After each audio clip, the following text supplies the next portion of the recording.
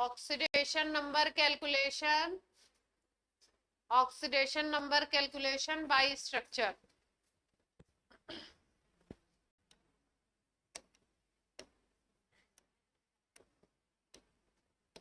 Oxidation number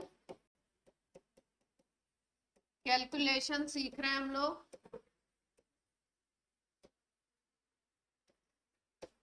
by structure. थोड़ा सा ये चैप्टर बहुत ही इजी है, तो कोशिश कीजिए कि ये चैप्टर क्या हो जाए, टीचर के साथ साथ ही आपका खत्म हो जाए, मतलब तैयार हो जाए। खत्म होने का क्या मतलब होता है? तैयार हो जाए। हाँ, खत्म होने का मतलब होता है वो तो खत्म ही हो जाए, आपका साथ साथ में क्या हो जाए, तैयार हो जाए, तो बहुत अच्छा रहे। क्योंकि है क्या ये चैप्टर, इजी चैप्टर। ठीक है, देखिए जैसे एक कंपाउंड है ब्लीचिंग पाउडर। ऑनलाइन वालों को वॉइस क्लियरिटी है, कोई दिक्कत तो नहीं है? ब्लीचिंग पाउडर, यहाँ इसका फॉर्मूला होता है CaOCl2। CaOCl2। अगर यहाँ पे हम क्लोरीन का ऑक्सीडेशन नंबर निकालते हैं रूल से, जो रूल हमने प्रिस्क्राइब किया है, कैल्शियम सेकेंड ग्रुप का है तो इसका ऑक्सीडेशन नंबर +2 लोगे, ऑक्सीजन का -2 लेते हैं, क्लोरीन का निकालना है तो 2x ले लिया, 2 एटम्स हैं तो 0, तो 2x इज इक्वल टू क्या आ गया 0, x इज इक्वल टू क्या आ गया 0। अब एक तो कंपाउंड में है और कंपाउंड है और ऑक्सीडेशन नंबर क्या दिख रहा है, एलिमेंट का, एटम का हमें 0 दिख रहा है, तो हम सोच सकते हैं कि ये जो ऑक्सीडेशन नंबर है ये क्या है, एवरेज ऑक्सीडेशन नंबर है। तो अलग अलग क्या होगा ये देखते हैं इसमें। CaOCl2 में जो क्लोरीन है वो 2 फॉर्मेट में प्रेजेंट होता है। 2 फॉर्मेट कौन कौन से हैं? अगर स्ट्रक्चर को तोड़े तो Ca+2 आयन बनता है और नेगेटिव आयन, पॉजिटिव आयन एक यही बनता है, और नेगेटिव आयन बनते हैं, एक तो Cl- बनता है और दूसरा बनता है OCl-। पहला आयन कौन सा है, Cl- और दूसरा कौन सा है, OCl-। Cl- में तो क्लोरीन की ऑक्सीडेशन नंबर -1 होती है। OCl- में अगर हमें निकालना है तो हम कैसे निकाल सकते हैं, O की -2 ले लीजिए, Cl की निकालनी है तो x मान लीजिए इज इक्वल टू -1। x की वैल्यू अगर निकालोगे तो आ जाएगा आपका +1। इसका मतलब जो 2 क्लोरीन एटम प्रेजेंट है, एक की है -1 और दूसरे की क्या है +1, इसीलिए एवरेज क्या आ रहा है 0।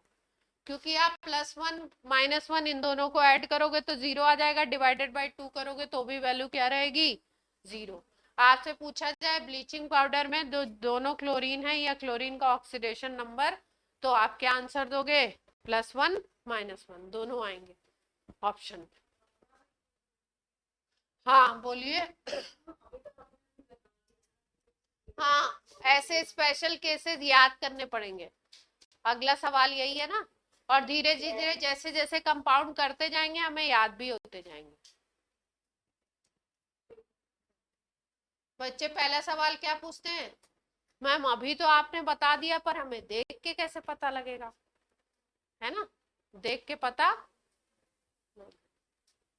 ठीक है, तो कितने तरीके के क्लोरीन है इसमें, एक है -1 वाला और दूसरा कौन सा है +1 वाला, ब्लीचिंग पाउडर है तो इसलिए इसको ऐसे भी लिखते हैं, OCl को एक ब्रैकेट और ऐसे भी लिखते हैं इसको तोड़ के,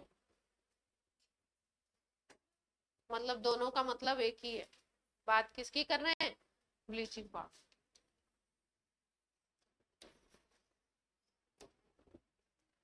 नोट हो गया।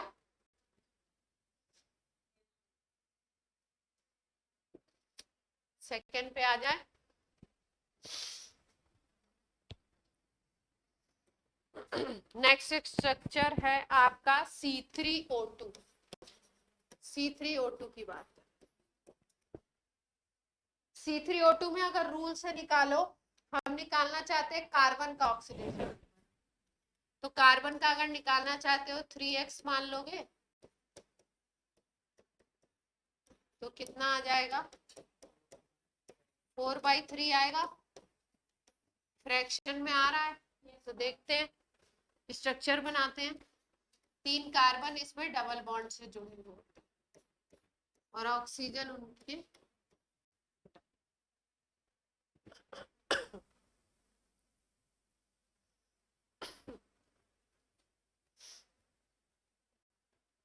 ठीक है। जब भी कोई एटम सेम एटम से दोनों तरफ से जुड़ा हुआ है और सेम बॉन्ड से, इस बीच वाले कार्बन एटम को अगर इस पे हम गौर करें, इस कार्बन एटम को, तो देखो इधर से भी डबल बॉन्ड से कार्बन से जुड़ा है और इधर से भी डबल बॉन्ड से कार्बन से जुड़ा है। अगर सेम एटम से जुड़ा हुआ है, सेम बॉन्डिंग भी है, तो इसका चार्ज हमेशा 0 होगा। इसके ऊपर ऑक्सीडेशन नंबर क्या होगी, 0। क्या कंडीशन है, सेम एटम मतलब खुद कार्बन ये था और कार्बन से ही जुड़ा है और सेम बॉन्डिंग से जुड़ा है।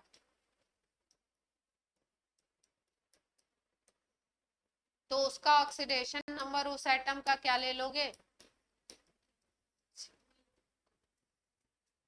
ठीक। अब आपको पता है जो ऑक्सीजन होता है, ऑक्सीजन का आप क्या लेते हो, ऑक्सीजन जो डबल बॉन्ड से जुड़ा हुआ था उसको बोलते हो ऑक्साइड, और उसका ऑक्सीडेशन नंबर क्या बताया मैंने, -2। तो इसका क्या हो जाएगा, देख पा रहे हो। अब इसका हो गया -2 तो इसका कितना था, 0। तो अगर पूरा C3O2 आपका क्या है, न्यूट्रल है, तो डिस्ट्रीब्यूशन अब कैसे होगा, इस पे +2 और इस पे क्या आ जाएगा,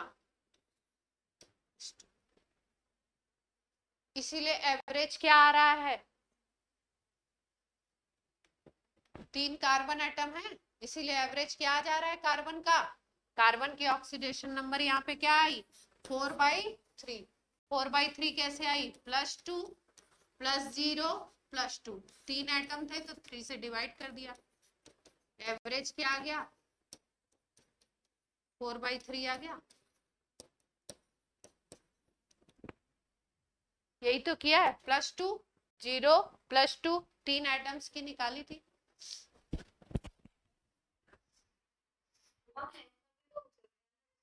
नहीं पता होगा कभी, और टेस्ट में आ जाए एवरेज निकालोगे ऑप्शन देख सकते एवरेज निकाल के ऑप्शन देख सकते हो, लेकिन मान लो कार्बन का पूछा और कार्बन की अलग अलग आ रही है, यहाँ पे तो सेम आ रही थी +2 +2, मान लो अलग अलग आ रही है, आपका कॉमा करके 2 ऑप्शंस दिए हैं तो कैसे निकालोगे, तब एक ऑप्शन होगा आपके पास चेकिंग का, जैसे मान लो बोल दिया CaOCl2 में आपको निकालना है दोनों Cl का, है ना, Cl का ऑक्सीडेशन नंबर, ऑप्शंस आपको ऐसे दिए हैं +1 -1, है ना, दूसरा ऑप्शन दिया हुआ है +2 -2, तीसरा ऑप्शन दिया है +2 +3, इस तरीके से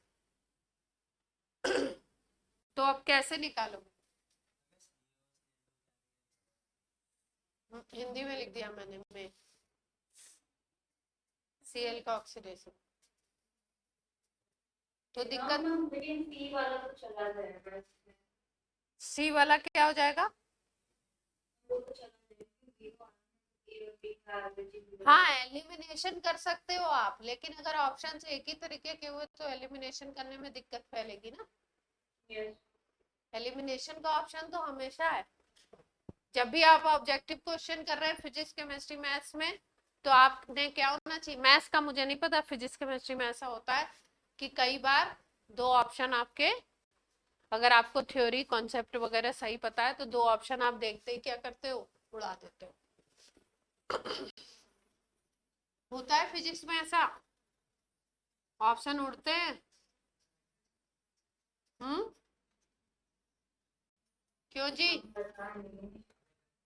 अभी उड़ नहीं रहे, अभी इतने सवाल किए नहीं है। ठीक है, जैसे मान लो आपको बोला जाता है कि मेटल हमेशा क्योंकि इलेक्ट्रॉन देते हैं इसलिए oxidation number in generally metal का पॉजिटिव होता है, और नॉन मेटल जो होते हैं वो इलेक्ट्रॉन लेते हैं, अपनी तरफ इलेक्ट्रॉन खींचते हैं, इसलिए उनका इन जनरली ऑक्सीडेशन नंबर क्या होगा, नेगेटिव होगा। अब मान लो किसी मेटल का निकालना है और ऑप्शन आपके उसमें नेगेटिव भी है, तो आप नेगेटिव ऑप्शन को क्या कर दोगे, तुरंत उड़ा दोगे, पॉजिटिव ऑप्शंस में से या जीरो में से आप सोचोगे। ठीक, चलिए नेक्स्ट कंपाउंड की बात करते हैं, दो हो गए ना, तीसरे की बात कर लो, ब्रोमीन का है Br3O8 ट्राई ब्रोमो, इसका नाम भी याद रख लो थोड़ा सा, ट्राई ब्रोमो ऑक्टा ऑक्साइड,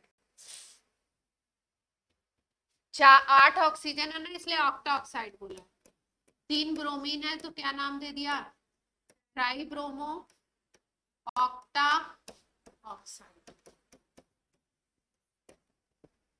ठीक है, स्ट्रक्चर बनाते हैं,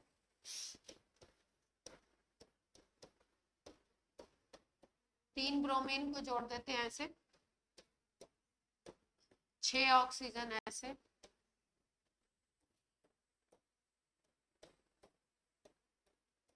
आठ हैं, अब कितने बच रहे हैं, 2 को इस पे जोड़ देते हैं,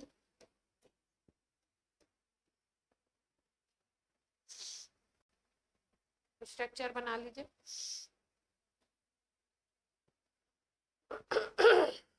हम्म,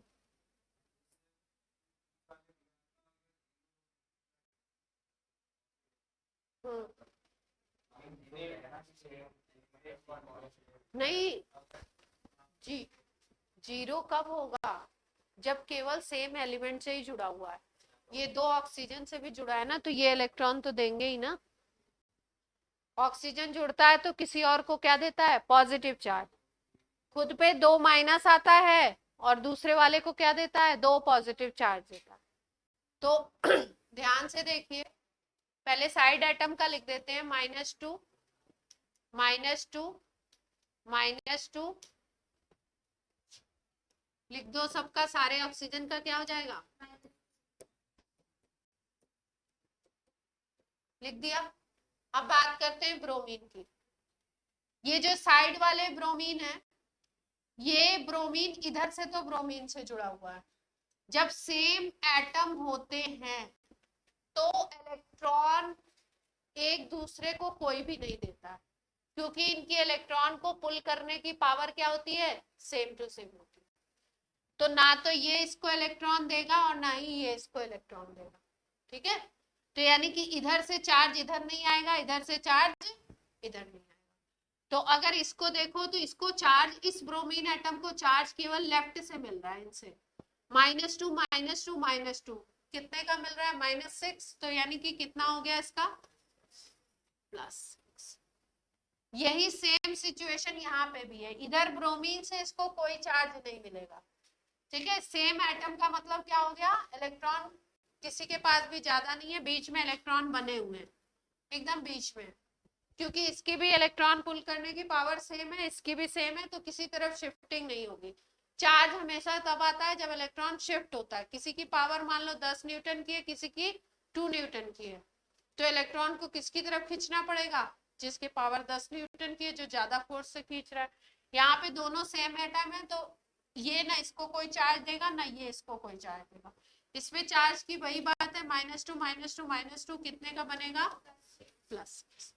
ठीक, इस ब्रोमीन को लेफ्ट में ब्रोमीन और राइट में ब्रोमीन, इससे कोई चार्ज मिलने वाला नहीं है, इससे मिलेगा -2 -2 कितना मिल जाएगा,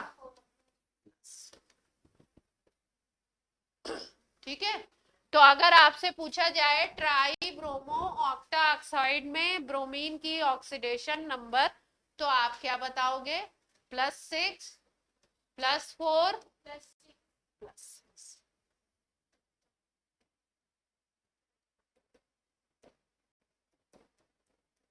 एवरेज निकाल लो। एवरेज अगर निकालो 6 + 4 + 6 डिवाइडेड बाई 3 कितना आ जाएगा? 16/3 है ना। और वैसे भी निकालोगे तो वही आएगा। ब्रोमीन 3 है, 3x मान लिया। 8 ऑक्सीजन है, इज इक्वल टू 0 कर दिया तो 3x इज इक्वल टू 16, तो x इज इक्वल टू 16/3। वैसे भी निकाला तो यही आया, और ऐसे भी अलग अलग निकाल के जोड़ के एवरेज कर दिया। हाँ, आंसर चेक करने के लिए ऐसे करके देखना होगा कि हमने जो इंडिविजुअल निकाला है वो सही निकाला है या गलत। क्लियर है रितिका? नोट क्यों नहीं कर रहे हो? हैं? ये क्या है? पेज लो, पेज मांगो किसी से, नोट करो। ऐसे कैसे बैठे हो? ऐसा नहीं। हाँ, नहीं ग्रुप पे तो भेजेंगे, वैसे थोड़ी भजन थोड़ी चल रहा है। आप नोट करना होता है ना। नोट करते हैं चीजें तब दिमाग में बैठती है। आपको लगता है कि आपको आ जाएगा, लेकिन नोट करने के बाद भी क्या आता है? 50% ही आता है। फिर जब उसको दोबारा करते हैं फिर आता है। फिर एक बार टेस्ट देते हैं तब 80% आता है। तब पता लगता है ना कि मतलब कहाँ पे हैं हम उस टॉपिक में, यहाँ है कि यहाँ है। ठीक है, नोट हो गया। लो पेज लो भाई, किसी से सक्षम इसको एक पेज दो। पेन निकालो, पेन लाए हो? मैथ्स क्लास में भी ऐसे बैठे थे तो मैथ्स की नोटबुक पे लिखो पीछे। मैथ्स में लिखो, क्या दिक्कत है? यहाँ पे कौन सी नोटबुक चेक हो रही है आपकी? नोटबुक थोड़ी चेक हो रही है।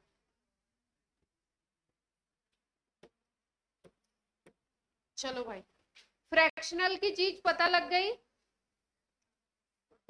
चलो, एक स्ट्रक्चर अब आप बना के दिखाओगे करके। Na2S4O6, Na2S4O6। इसको तोड़ लीजिएगा थोड़ा सा। Na जो जाएगा वो Na+ में जाएगा, यानी Na के ऊपर 2 चार्ज लगा दीजिए, और S4O6 -2 में। स्ट्रक्चर बनाते वक्त थोड़ा सा ऐसे देखो, ये सोडियम पे 2+ हो गया तो इस पे -2 आ गया, यानी 2 ऑक्सीजन पे -1 दे दीजिए चार्ज। जिस ऑक्सीजन को आप -1 चार्ज देंगे वो सिंगल बॉन्ड बनाएगा। देखिए, स्ट्रक्चर बना के ही तो निकालेंगे। सल्फर का निकालना है। किसका निकालना है? सल्फर का अलग अलग। ऑक्सीजन पे माइनस चार्ज का मतलब होता है ऑक्सीजन के पास यहाँ पे कितने इलेक्ट्रॉन है? आउटर में 6। माइनस चार्ज का मतलब आउटर में कितने आ गए? 7। अब 7 इलेक्ट्रॉन है तो एक ही तो चाहिए इसको, तो जो माइनस वाला ऑक्सीजन होगा वो कितने बॉन्ड बनाएगा? सिंगल बॉन्ड बनाएगा। स्ट्रक्चर बना दूं मैं? दिक्कत आएगी आपको? स्ट्रक्चर में बना दूं। 4 सल्फर है, इधर आपके ऑक्सीजन जोड़ने हैं। कितने ऑक्सीजन लगाने हैं? 6।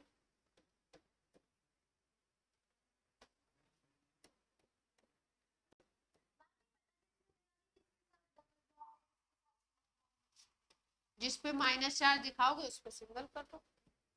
यहाँ देखो 2 ऑक्सीजन मैंने माइनस वाले दिखा दिए, और इसी के साथ साथ में आप एसोसिएट करके ऐसे लिखोगे Na+। साइड में इसके क्या लिख दोगे?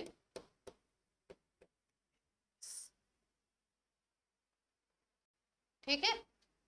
सल्फर को हमेशा 2 इलेक्ट्रॉन चाहिए होते हैं बॉन्ड बनाने के लिए, क्योंकि सल्फर का एटॉमिक नंबर 16 होता है। 286 इसका कॉन्फ़िगरेशन है। 6 इलेक्ट्रॉन पहले से है, 2 बॉन्ड बनाना पड़ेगा इसको। एक साथ भी बना सकता है और अलग अलग भी। तो ये वाला सल्फर इधर एक सिंगल बॉन्ड बना रखा है, तो इधर कैसा बॉन्ड बना लेगा? एक और। इस सल्फर की भी यही पोजीशन है,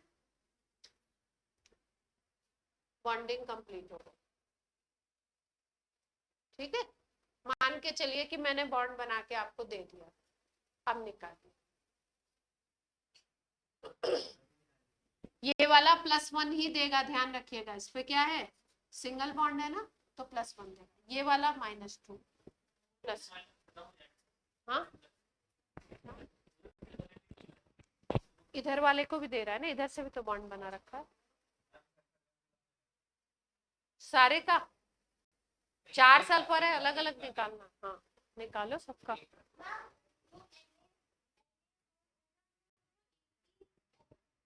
हाँ एलिमेंट एक ही नहीं है, एक साथ जुड़े हुए वैसे आयनिक। मम्मी साइड में NO कितने देंगे? NO नहीं, Na+। सॉरी ये जो O- है ना, ये सल्फर से सिंगल बॉन्ड से जुड़ा है, ये -1 है, तो इसका चार्ज खुद का -1 है, तो ये इसको +1 देगा। जो डबल बॉन्ड वाले होते हैं उनका खुद का चार्ज क्या होता है, -2, तो इसको कितना देते हैं, +2। हाँ इसका चार्ज -1। सारे सल्फर का निकालना है, कोशिश कीजिए जैसे सिखाया।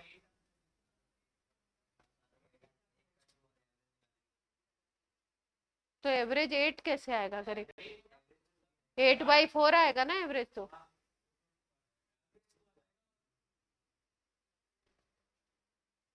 और अलग अलग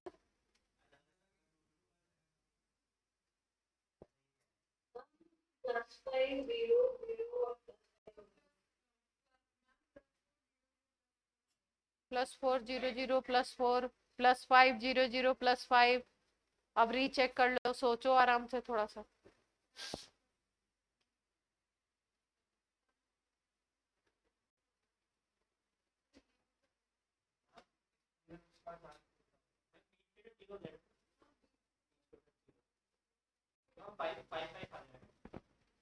बीच वालों की तो कहानी खत्म हो चुकी है। कैसे, ये इधर से भी सल्फर से जुड़ा है सिंगल बॉन्ड से, इधर से भी सल्फर +5। इस सल्फर को देखो, इधर से भी सल्फर से, इधर से भी सल्फर से सिंगल बॉन्ड से, तो इस पे तो 0 0। बीच वाले सल्फर की तो कोई दिक्कत नहीं है, 0 0।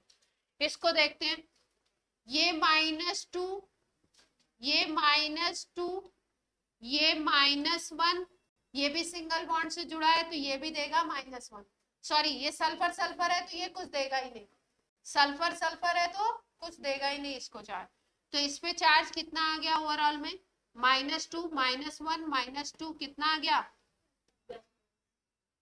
यही सेम कहानी इधर भी है।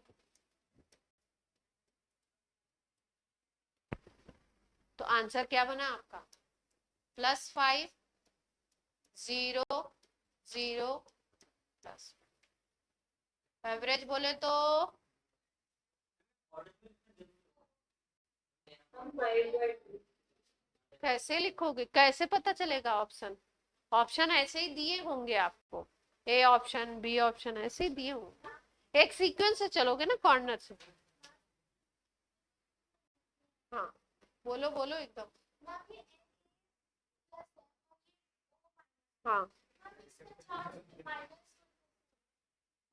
इस पे चार्ज -1 कैसे हो गया, Na का +1 है, इसका O का -1 है, तो आप कह रहे हो इन दोनों को न्यूट्रलाइज हो जाना चाहिए, खत्म हो जाना चाहिए। इस तरफ से तो खत्म ही हो गया, ये सिंगल बॉन्ड से जुड़ा है ना, तो इससे मिल रहा है चार्ज।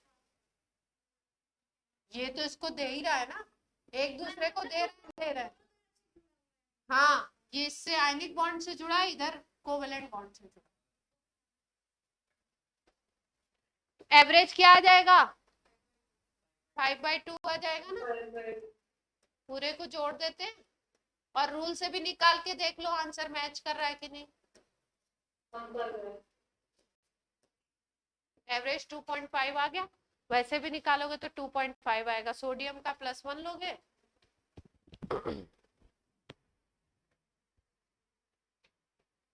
क्लियर है बात।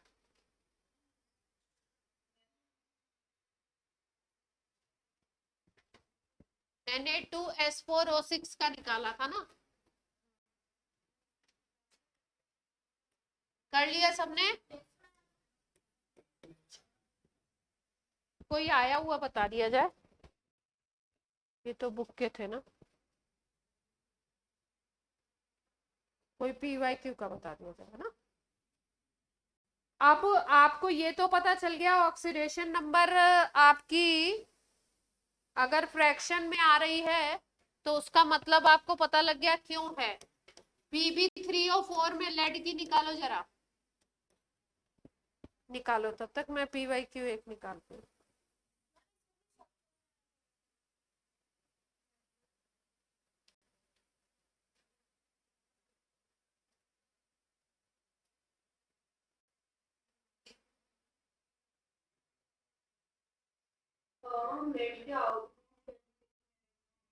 किसके? लेड का ही तो निकालना है, टेंशन क्या है।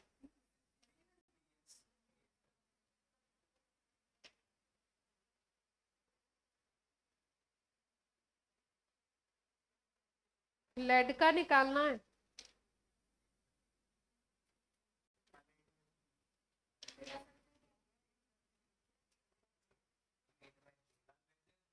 एट बाई थ्री आ रहा है।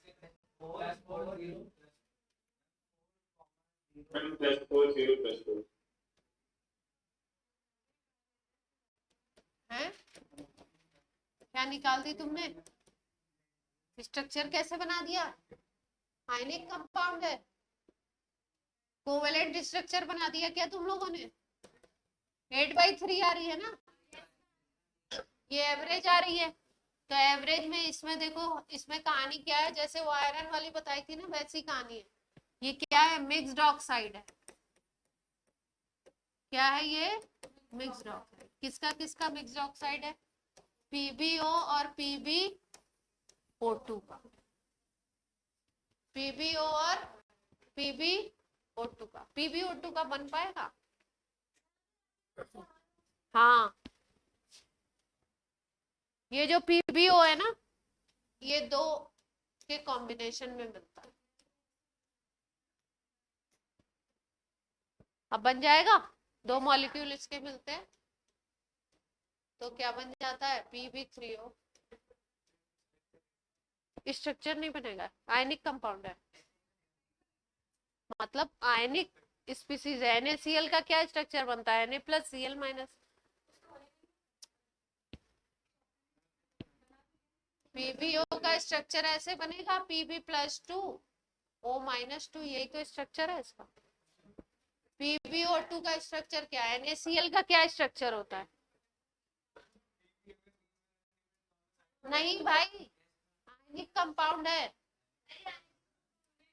ऐसे थोड़ी कर सकते हैं।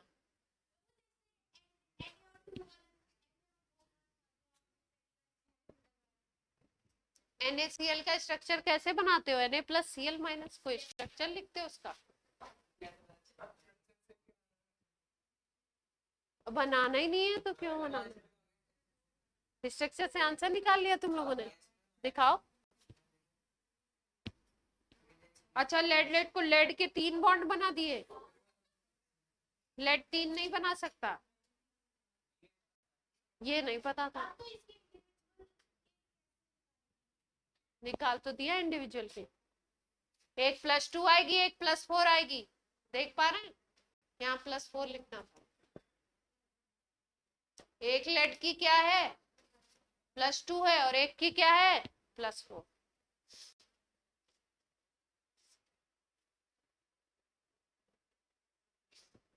ये दो लेड ऐसे हैं जिनकी आप क्या यूज कर रहे हो? +2 यूज कर रहे हो। इसकी +2 है और दो एटम कंसीडर कर रहे हो, तो टोटल +4 यहाँ पे बन गया। PbO2 का इसका +4 है ही, तो +4 कितना हो गया? प्लस का 8, और 3 एटम्स है तो 8/3 हो गया एवरेज। क्लियर है?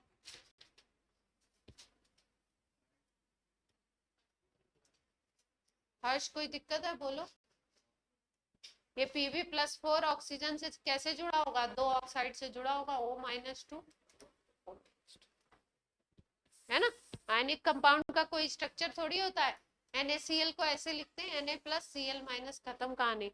आयनिक बॉन्ड यही है, कोवेलेंट में दिखाते हैं लाइन वगैरह। कैसा बॉन्ड है ये?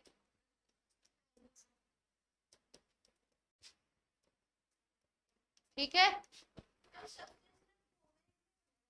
और क्या आयनिक में क्या बनाओगे? आयनिक में चार्ज दिखाते हो बस, किस पे क्या चार्ज है।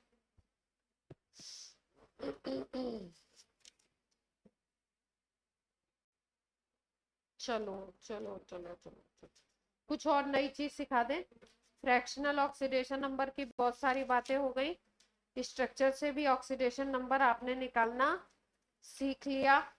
ठीक है। हम्म, पढ़ते पढ़ते पता चल जाएगा कौन आयनिक बनाएगा कौन। अभी कंडीशंस भी आयनिक बॉन्ड में सिखाएंगे ना आपको, तो उससे भी पता चलेगा। अभी आपने बॉन्डिंग सीखी नहीं है बिल्कुल, तो इसलिए ये चैप्टर तो बाद में आता है ना, चैप्टर नंबर 8 इजी होने की वजह से क्या कर दिया हमने, पहले बता दिया। एक चीज सीख लीजिए, स्टॉक नोटेशन। अब ये क्या है? ठीक है, स्टॉक वर्ड से आप ये मत समझिएगा कॉमर्स से रिलेटेड कोई चीज है। स्टॉक नोटेशन,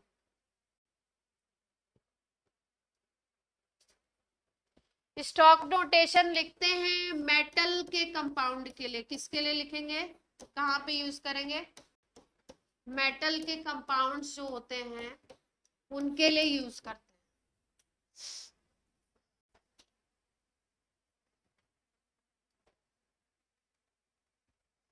इसमें किया क्या जाता है, कंपाउंड को जब आप लिखते हो, कंपाउंड की जब राइटिंग करते हो, लिखते हो, फॉर्मूला वगैरह या नेम लिखते हो, फॉर्मूला लिखते वक्त भी करते हैं या नेम लिखते वक्त भी करते हैं, ऑक्सीडेशन नंबर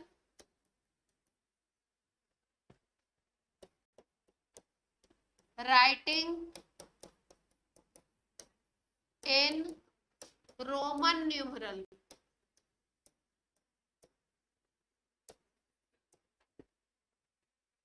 रोमन में आप क्या लिखते हो, ऑक्सीडेशन नंबर लिख देते हो कंपाउंड की, मेटल की।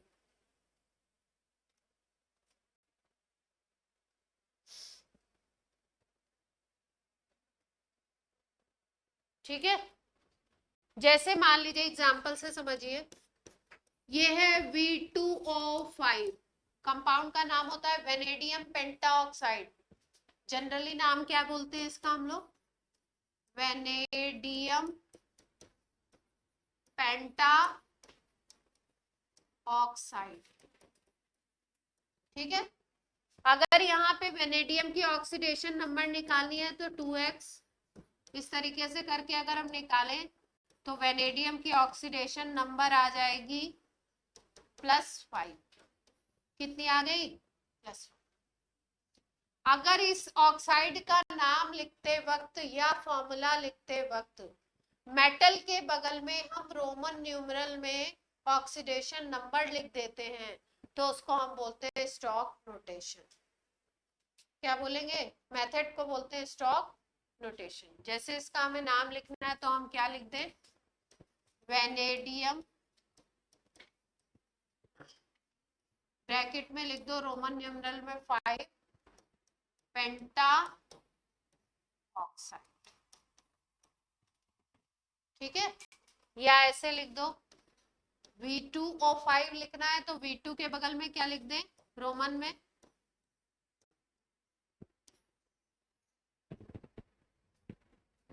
वेनेडियम के ऑक्सीडेशन नंबर वेनेडियम के जस्ट एडजेसेंट रोमन न्यूमरल में लिख दें।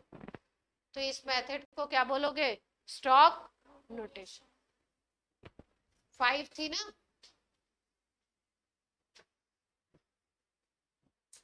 क्लियर है, नोट हो गया।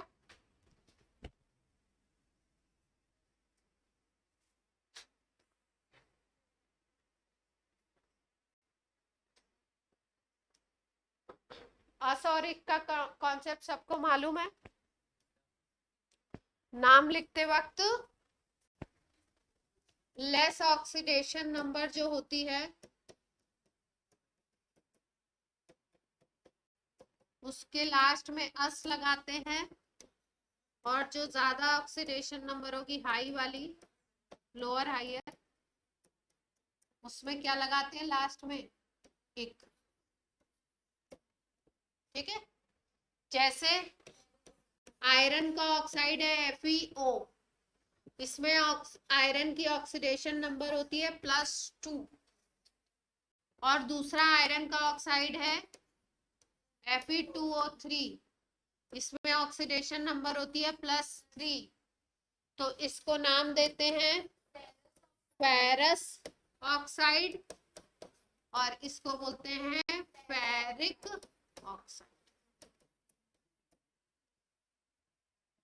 ठीक है, साइंटिफिक नोटेशन में लिखें तो कैसे लिख सकते हैं, फेरस के बगल में रोमन में 2 लिख दो, फेरस ऑक्साइड ऐसे लिख दिया, और इसको क्या लिखेंगे, फेरिक। कोई दिक्कत, फॉर्मूला भी ऐसे लिख सकते थे, Fe सेकेंड O।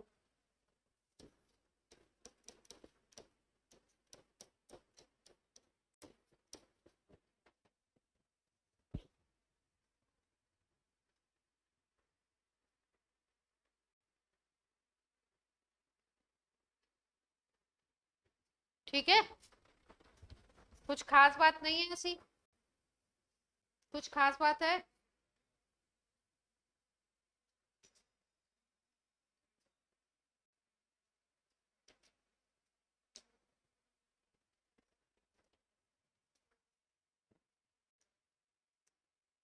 K2Cr2O7, इसका नाम है पोटेशियम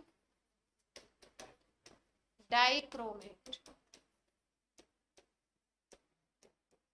क्या नाम है, पोटेशियम डाइक्रोमेट।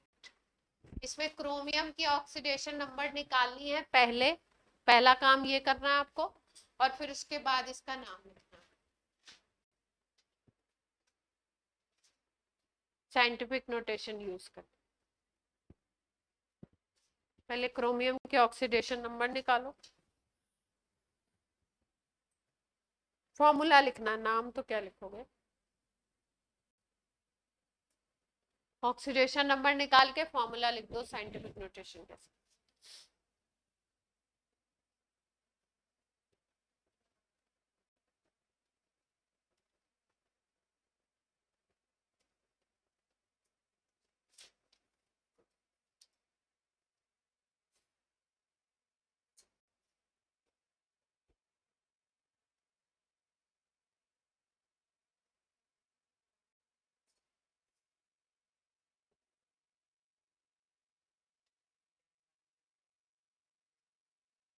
लिख के फिर फॉर्मूला लिखना है।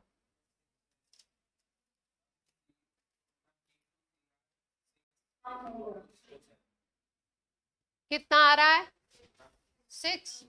तो पोटेशियम का +1 ले लिया, क्रोमियम का 2x। अभी क्लास में कौन कौन नहीं, आदित्य वर्धन था मैथ्स की क्लास में, मैथ्स में नहीं था। 2x इज इक्वल टू क्या आ गया, प्लस का 12, तो x इज इक्वल टू क्या हो गया, +6, है ना। तो क्या लिख सकते हैं फॉर्मूला, K2Cr2 ब्रैकेट में क्या लिखते हैं, 6 कैसे लिखते हैं रोमन में, सही लिखा है मैंने, चलिए। मेटल के लिए पहले ही लाइन लिखवाई ना, किसके लिए यूज करते हैं, मेटल वाले कंपाउंड। तो कैसा चार्ज आएगा, ठीक है, शॉर्ट में लिख लो, जैसे कॉपर है +1 अगर है ऑक्सीडेशन नंबर, तो बोलते हैं क्यूप्रस। क्या नाम देते हैं, क्यूप्रस। अगर कॉपर पे +2 है तो क्या नाम देते हैं, क्यूप्रिक।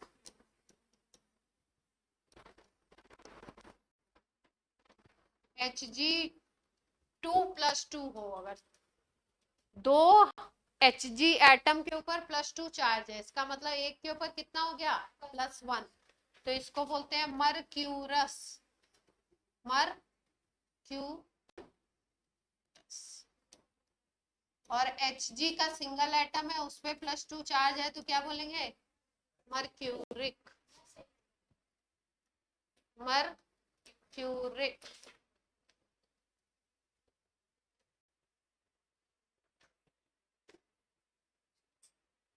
ठीक है।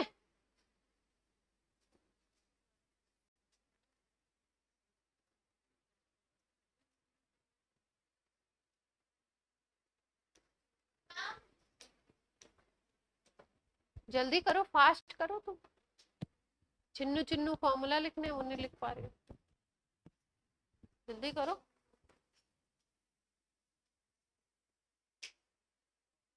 अभी तो एग्जैक्टली आपकी केमिस्ट्री शुरू ही नहीं हुई है।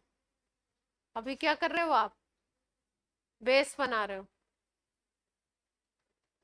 अभी तो कुछ शुरू ही नहीं हुआ। अच्छे वाले चैप्टर्स।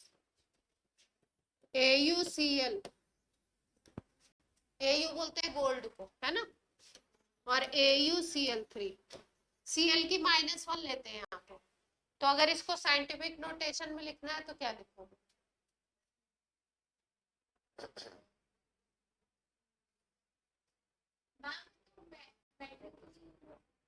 हाँ तो मेटल, Au मेटल ही तो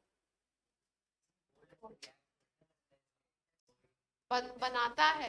मैंने जब लिख दिया तो मतलब बना रहा है। अरे मैं नाम की नहीं बोल रही हूँ, फॉर्मूला लिखने को कह रही हूँ। ऑरस ऑरिक बोलते हैं, वैसे तो गोल्डरस नहीं बोलते हैं, ऑरस ऑरिक। हाँ, AU लिखेंगे और यहाँ पे क्या लिख देंगे? AU और फर्स्ट Cl ऐसे लिखा हुआ, मतलब हम किसकी बात कर रहे हैं? AuCl की बात कर रहे हैं। और अगर कहीं लिखा हुआ है AU, रोमन में 3 लिखा हुआ है,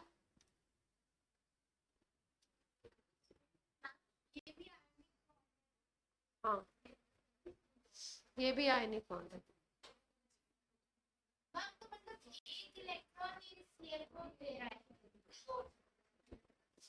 इसको बोलते हैं Aurus chloride.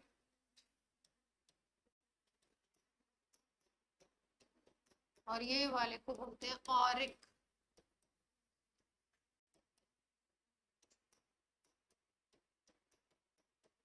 Aurus auric. Aurus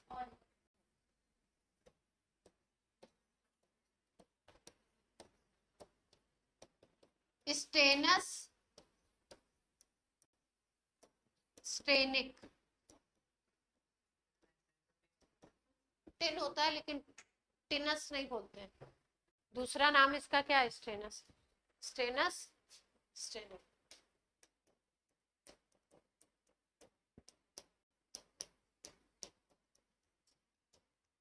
ठीक है। नोटेशन लिखना है तो क्या लिखेंगे?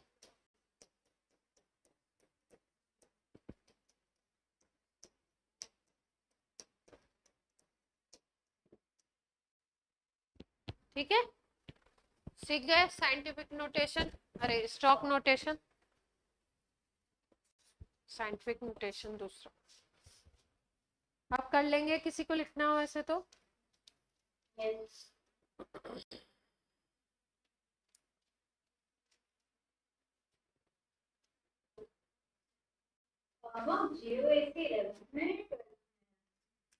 क्या?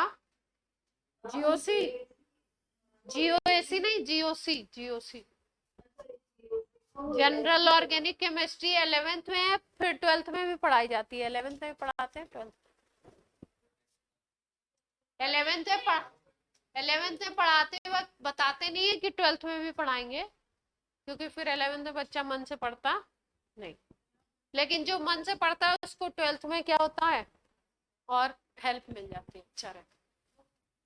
पर इन जनरली क्योंकि GOC 11th में लास्ट में होता है, तो बच्चे क्या हो जाते हैं उस समय तक पागल, अलग ही मामला हो जाता है। क्योंकि कभी किसी का स्कूल का एग्जाम आ जाता है, कुछ आ जाता है, उस समय GOC चल रहा होता है, एक तो टॉपिक टफ, ऊपर से क्या होता है बच्चे की सिचुएशन भी टफ चलती रहती है, तो उसमें थोड़ा सा।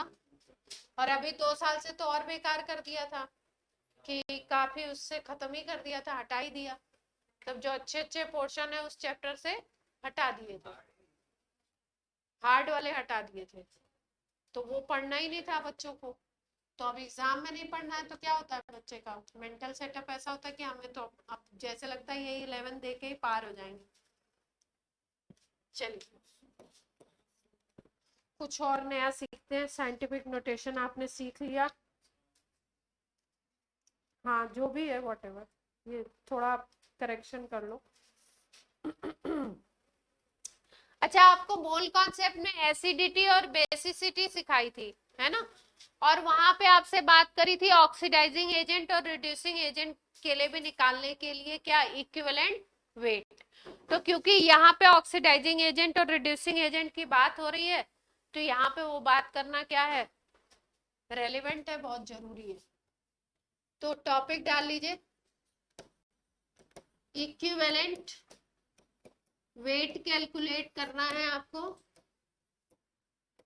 किसका कैलकुलेट करने वाले हैं, ऑक्सीडाइजिंग एजेंट का या रिड्यूसिंग एजेंट का। अभी आपको ये बात पता चल चुकी है, जिसका रिडक्शन होगा वो ऑक्सीडाइजिंग एजेंट होगा, जिसका ऑक्सीडेशन होगा वो क्या होगा, रिड्यूसिंग एजेंट। उसका क्या निकालना चाहते हैं हम लोग, ऑक्सीडेशन इक्विवेलेंट वेट। ठीक,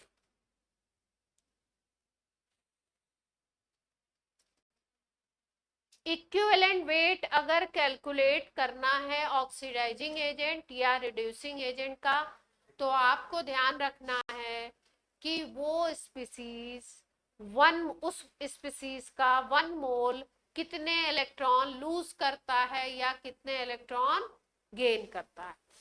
जो स्पीसीज ऑक्सीडाइजिंग एजेंट है, इतना तो आपको पता है कि उसका खुद का क्या होगा, रिडक्शन होगा, अंडरगो एन रिडक्शन, उसका रिडक्शन होगा। और रिडक्शन में आपको क्या बताया है, ऑक्सीडेशन में बताया लॉस ऑफ इलेक्ट्रॉन, और रिडक्शन में क्या होता है, gain of electron, opposite procedure होता है। यानी कि जो ऑक्सीडाइजिंग एजेंट है वो क्या करेगा, गेन ऑफ इलेक्ट्रॉन, क्या करेगा, गेन ऑफ इलेक्ट्रॉन।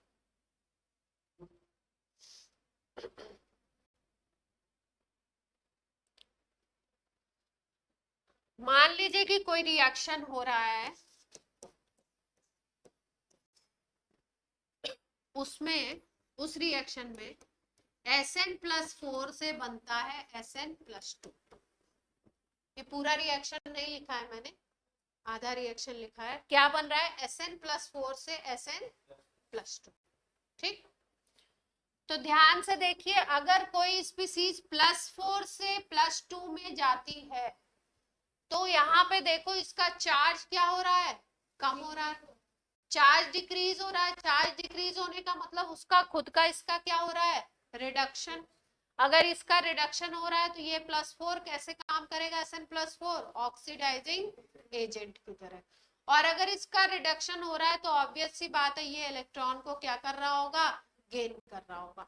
इसकी इक्वेशन अगर पूरी हमें लिखनी हो तो हम कैसे लिखते हैं, अगर +4 से ये बनाता है +2, तो इसका मतलब ये 2 मोल इलेक्ट्रॉन ये गेन कर रहा है। क्या कर रहा है ये,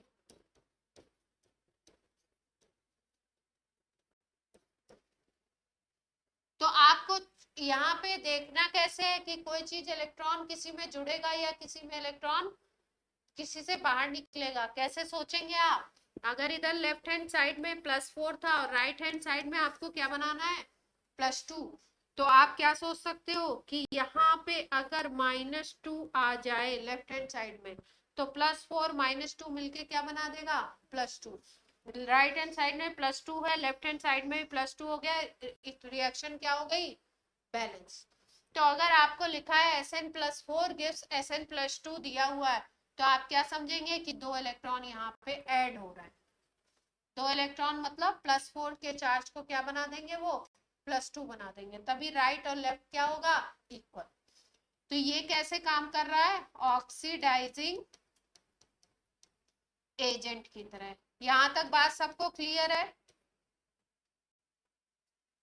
क्लियर है सबको? अब अगर आपको निकालना है इस इक्वेशन में equivalent weight of Sn plus 4, किसका इक्विवेलेंट वेट निकालना है? Sn प्लस 4 का। तो उस इक्वेशन में वो कितने इलेक्ट्रॉन गेन कर रहा है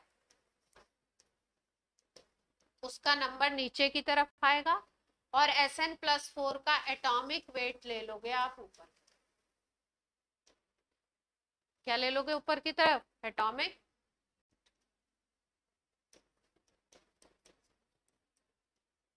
तो कितने इलेक्ट्रॉन गेन किया था?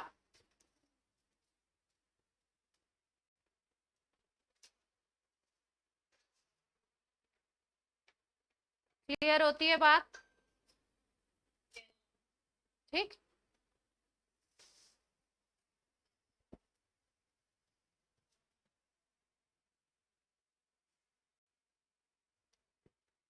नोट हो गया?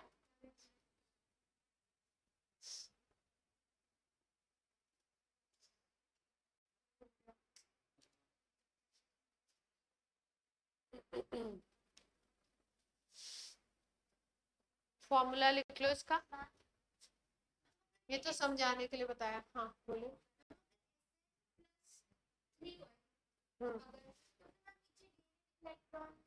वन आ जाएगा, वो तो इसके अकॉर्डिंग देखना है आपको। इधर +4 था, +2 था, सिंपल क्या है? मैथ्स। फॉर्मूला लिख लो, equivalent weight of oxidising agent,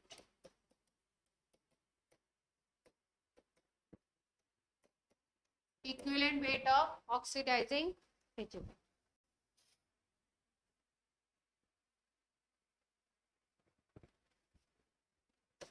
molecular weight of oxidising agent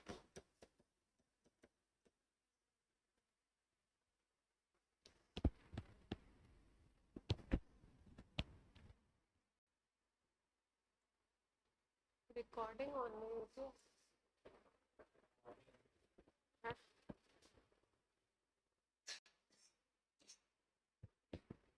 Molecular weight of oxidizing agent divided by number of electron gain by 1 mole of oxidizing agent।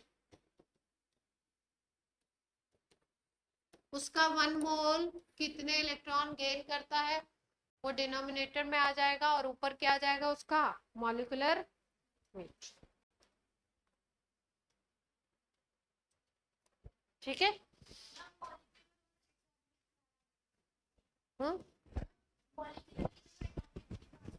अगर एटम होगा तो, सिंगल एटम अगर है तो, जैसे एक रिएक्शन है, रिएक्शन से समझते हैं।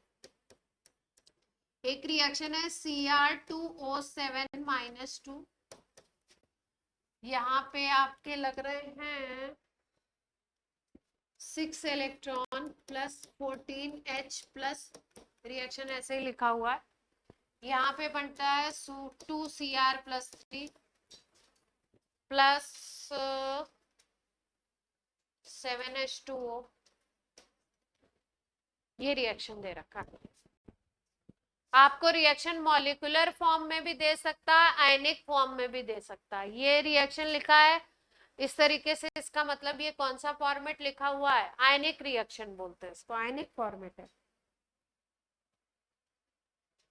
ठीक है? अब देखो, अब यहाँ पे आपको निकालना है Cr2O7।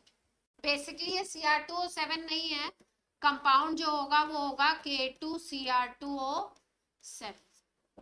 बोल रहे हैं पोटेशियम डाइक्रोमेट किसी एजेंट के साथ एसिडिक मीडियम, एसिडिक मीडियम का मतलब रिएक्शन में H+ लिखा हुआ होगा। पोटेशियम डाइक्रोमेट किसी रिएजेंट के साथ एसिडिक मीडियम में रिएक्ट करता है और क्रोमियम +3 में कन्वर्ट हो जाता है। इस रिएक्शन में इस पोटेशियम डाइक्रोमेट का आपको निकालना है इक्विवेलेंट वेट। ठीक है? तो क्या करें हम लोग, इसका ऑक्सीडेशन नंबर देखते हैं कितना चेंज आया। वैसे यहाँ पे जो लिखा हुआ है, ये क्या लिखा हुआ है आपको सीधे सीधे दिख रहा है कि ये चीज 1 मोल है। इसके आगे के नंबर क्या होते हैं, मोल होते हैं। ये 1 मोल, ये 6 मोल, ये 14 मोल, ये 2 मोल, ये 7 मोल। अपने को काम किससे है, इसका निकालना है, तो मॉलिक्यूलर वेट निकाल लेंगे K2Cr2O7 का। इसके बाद number of electron gain by 1 mole of oxidising agent. Oxidising agent का 1 मोल है और इलेक्ट्रॉन कितने वो गेन कर रहा है, 6। तो सीधे सीधे हमने क्या लिख दिया, K2Cr2O7 का मॉलिक्यूलर वेट निकाल लीजिए डिवाइडेड बाय 6। ठीक है,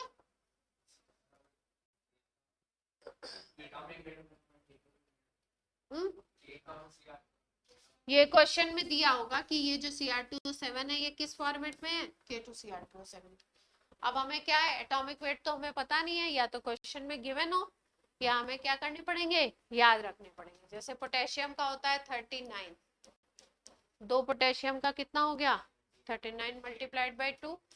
क्रोमियम का आई थिंक लेते हैं, कितना लेते हैं 24 है ना, 50 के आसपास होगा, इन्होंने भी नहीं दे रखा। क्रोमियम का लिखना पड़ेगा, अभी तो मैंने ये लिख दिया। बाबा जी से देख लो,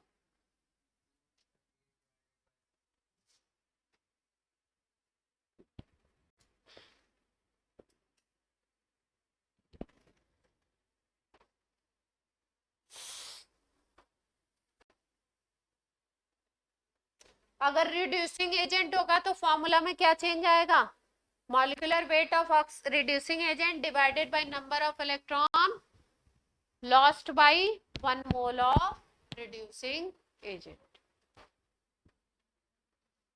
नहीं आ रहा,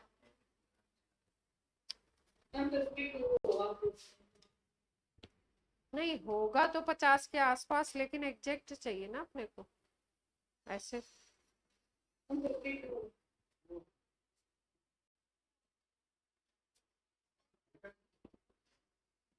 रितिका आपके गार्जियन है तो आप बाहर चल जाओ बेटा, आप बाहर जाके बात कर लीजिए।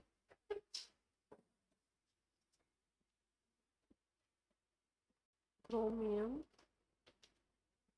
का क्या निकालना था, वेट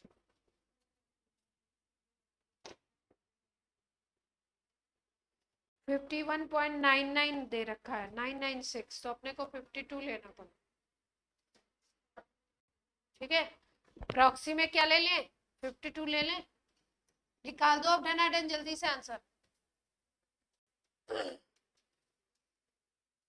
देखते हैं आपकी कैलकुलेशन।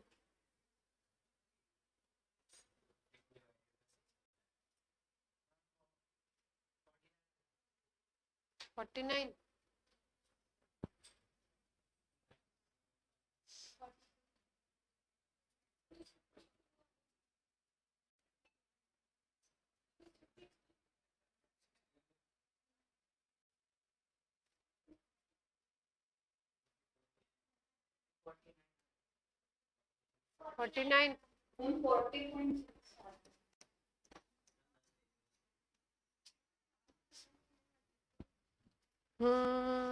क्लास आपको जाना है तो आप जाओ, हाँ खत्म होने वाली है 10 मिनट में तो हो जाएगा।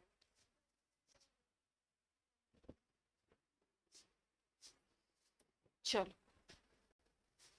ठीक है, अब ऑक्सीडाइजिंग एजेंट के लिए अब क्लास देखो ध्यान से। इस इक्वेशन में आपको इलेक्ट्रॉन वगैरह लिख के दे रखे थे, तो आपको सीधे सीधे पता चल गया कि Cr2O7 प्लस 6 इलेक्ट्रॉन दे रखा है, इसका मतलब ये 6 इलेक्ट्रॉन गेन कर रहा है।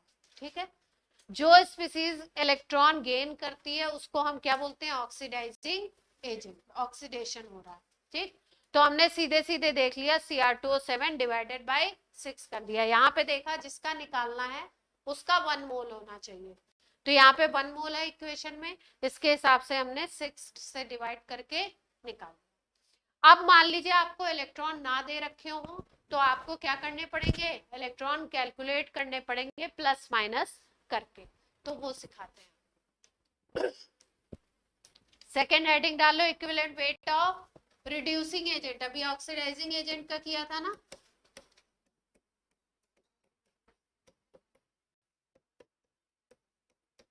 Reducing agent,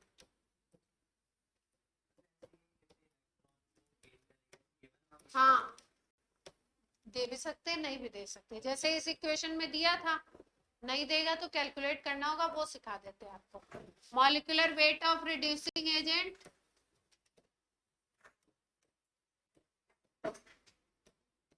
divided by loss of electron by 1 mole of reducing agent, loss of electron by 1 mole of reducing agent। हाँ ठीक, ठीक है, ठीक है।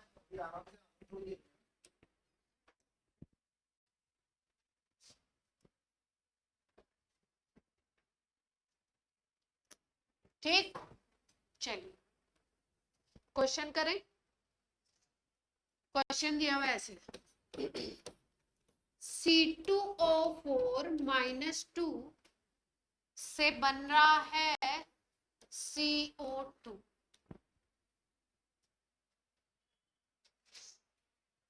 ठीक है, तो पहले हमें पता लगाना है कि भाई ऑक्सीडेशन हो रहा है या रिडक्शन हो रहा है। तो ऑक्सीडेशन या रिडक्शन हमें कैसे पता लगेगा, ऑक्सीडेशन नंबर निकालनी पड़ेगी, देखनी पड़ेगी। यहाँ पे कार्बन का ऑक्सीडेशन नंबर निकालते हैं लेफ्ट हैंड साइड में। लेफ्ट हैंड साइड में देखो, अच्छा ध्यान से देखो, अगर ऑक्सीडेशन नंबर ना निकालो तो भी आप इसको सीधे सीधे देख सकते हो। यहाँ पे लेफ्ट हैंड साइड में चार्ज कितना दिख रहा है ऊपर आपको, -2। इधर चार्ज कितना दिख रहा है, 0। इसका मतलब दोनों तरफ के चार्ज को इक्वेट करने के लिए आपको यहाँ पे 2 इलेक्ट्रॉन प्लस करने पड़ेंगे। 2 इलेक्ट्रॉन प्लस का मतलब -2 चार्ज आप लगा रहे हो। इलेक्ट्रॉन का चार्ज क्या होता है, माइनस होता है। तो 2 इलेक्ट्रॉन प्लस करने का, 2 मोल इलेक्ट्रॉन प्लस करने का मतलब इधर -2 करोगे, तब ये इक्वेशन बैलेंस होगी चार्ज के फॉर्म में। तो इसका मतलब C2O4 -2 जब CO2 में कन्वर्ट होता है तो 2 इलेक्ट्रॉन इससे बाहर निकल रहे हैं। लॉस का मतलब यही हुआ ना, 2 इलेक्ट्रॉन इसने अपने अंदर से, हाँ -2 पूरे इसका। ठीक है, इस तरीके से आपको पता लगा 2 इलेक्ट्रॉन ये लूज कर रहा है। अगर वैसे भी नहीं पता चल पा रहा है तो आप क्या करो, आप दूसरी चीज कैसे देखो, आप निकालो ऑक्सीडेशन नंबर। C2O4 में कार्बन के ऑक्सीडेशन नंबर निकाल लीजिए जल्दी से, 2x 4 ऑक्सीजन,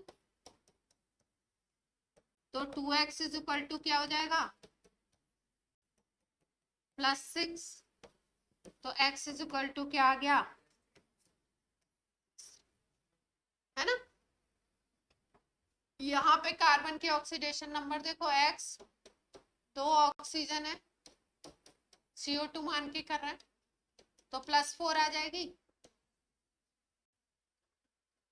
+3 से क्या हो रहा है, +4 हो रहा है। +3 से +4 का क्या मतलब समझ में आया आपको, चार्ज बढ़ रहा है, ऑक्सीडेशन नंबर बढ़ रही है। ऑक्सीडेशन नंबर का इंक्रीज होता है ऑक्सीडेशन।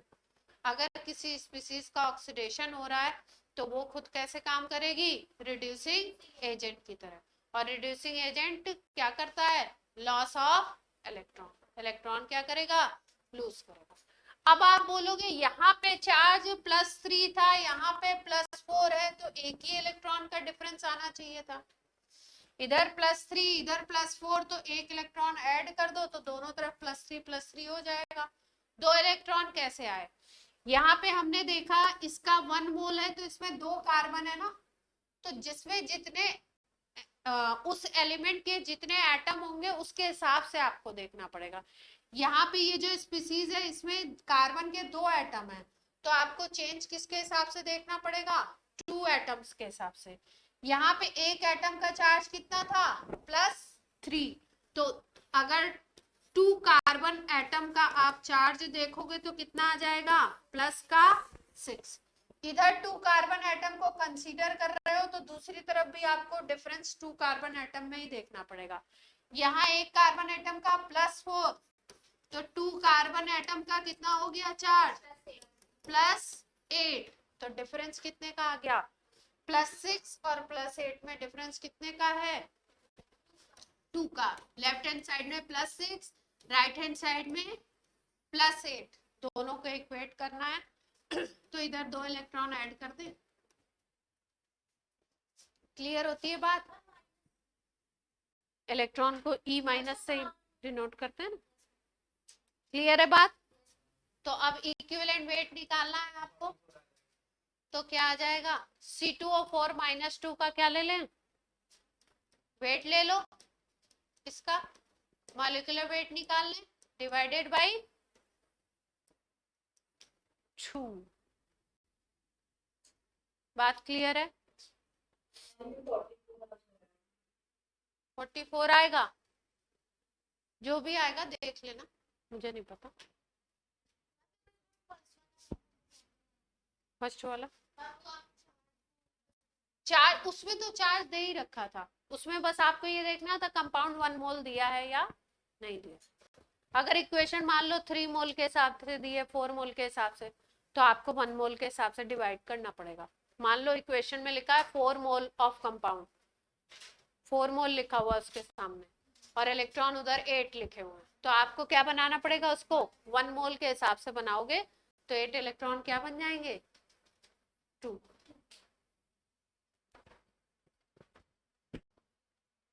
ठीक है, अब कर लेंगे।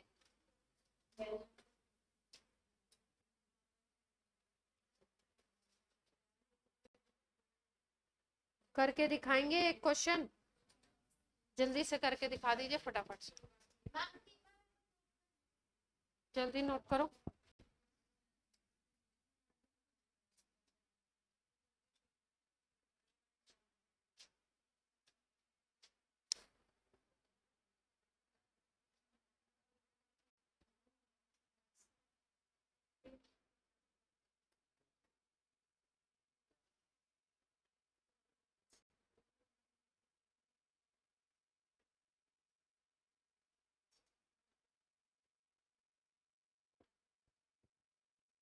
हो गया,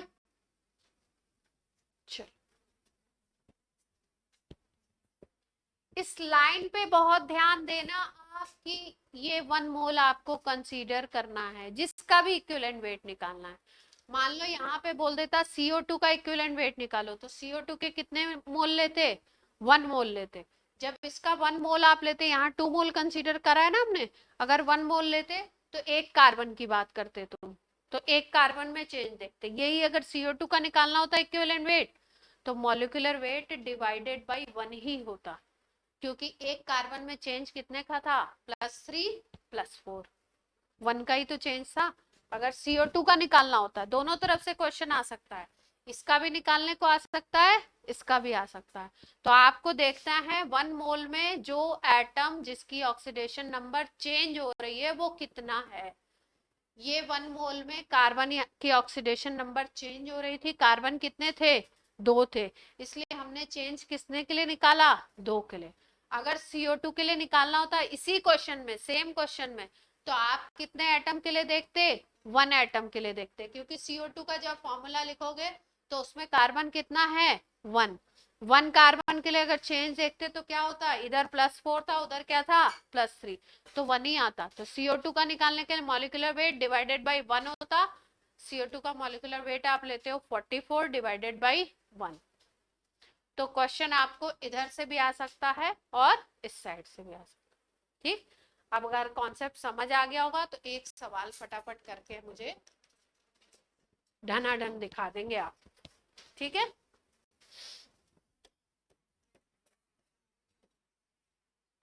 XCO4 माइनस लिखा हुआ है, हाँ जिनॉन, इसके साथ 2F माइनस अटैच हो रहा है, 6H प्लस अटैच हो रहे हैं, XCO3 बन रहा है, F2 बन रहा है 3H2। ठीक है, अब ये भी क्वेश्चन में इस पे भी ध्यान देना, हमेशा किसका निकालना है, उसके अलावा किसी के ऊपर ध्यान नहीं देना है आपने।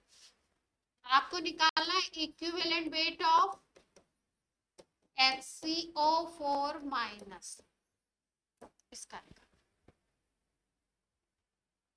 ठीक है, ये भी जिनॉन का ऑक्साइड है, ये भी जिनॉन का ऑक्साइड है, तो ऑक्सीजन के ऑक्सीडेशन नंबर में चेंज नहीं आएगा, केवल जिनॉन के ऑक्सीडेशन नंबर में चेंज आएगा। तो इसके और इसके बारे में सोचना है बस, और चेंज देख करके आपको निकालना।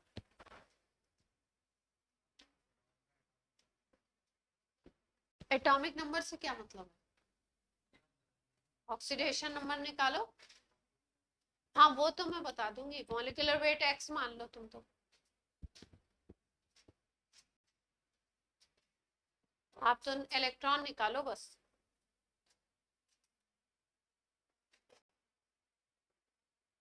क्या निकालने की कोशिश करनी है आपको, इलेक्ट्रॉन। जिनॉन का चार्ज निकालो दोनों कंपाउंड में फटाफट।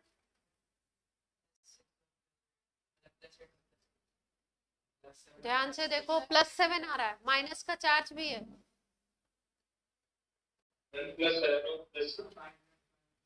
हाँ +7 और +6, यहाँ पे क्या हो गया x, जिनको नहीं आ रहा है बोर्ड पे देखिए, +7 आ रहा है यहाँ पे, और यहाँ पे ऑक्सीडेशन नंबर क्या आएगी,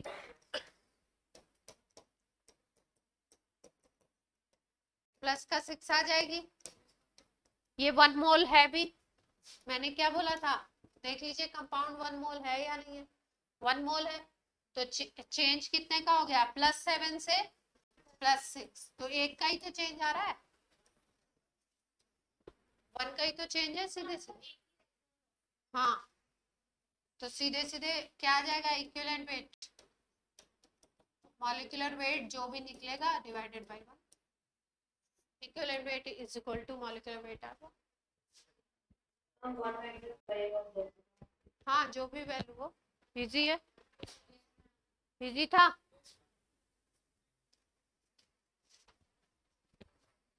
ठंड ठंड ठंड। पीडीएफ में कुछ होमवर्क क्वेश्चन भेजूंगी आपको, ठीक है। आज की क्लास होती है आपकी